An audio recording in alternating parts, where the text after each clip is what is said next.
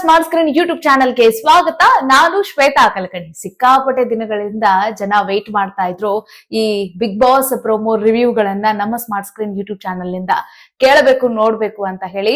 ಇದು ಮೊದಲ ದಿನದ ರಿವ್ಯೂ ಆಗಿರುವಂತದ್ದು. ಇವತ್ತು ಬಿಗ್ ಬಾಸ್ ಮನೆಯಲ್ಲಿ ಒಂದು ಭರ್ಜರಿ ಟ್ವಿಸ್ಟ್ ಅನ್ನ ಬಿಗ್ ಬಾಸ್ ಕಂಟೆಸ್ಟೆಂಟ್ ಗಳಿಗೆ ಕೊಟ್ಟಿದ್ದಾರೆ. ಸೊ ಆ ಟ್ವಿಸ್ಟ್ ಏನು, ಮತ್ತೆ ಅದರಲ್ಲೂ ಒಬ್ರು ಇವತ್ತು ಎಲಿಮಿನೇಟ್ ಆಗಿ ಮನೆಗೆ ಹೋಗೋರಿದ್ದಾರೆ ನೋಡಿ.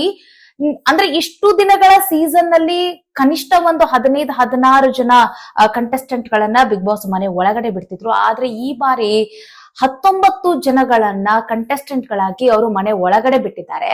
ಸೊ ಅದರಲ್ಲಿ ಫಸ್ಟ್ ಡೇನೆ ಎಲಿಮಿನೇಷನ್ ಅಂತ ಹೇಳಿ ಈಗ 3 ಜನಗಳ ಮೇಲೆ ಎಲಿಮಿನೇಷನ್ ತೂಗುಗತಿ ತೂಗ್ತಾ ಇದೆ.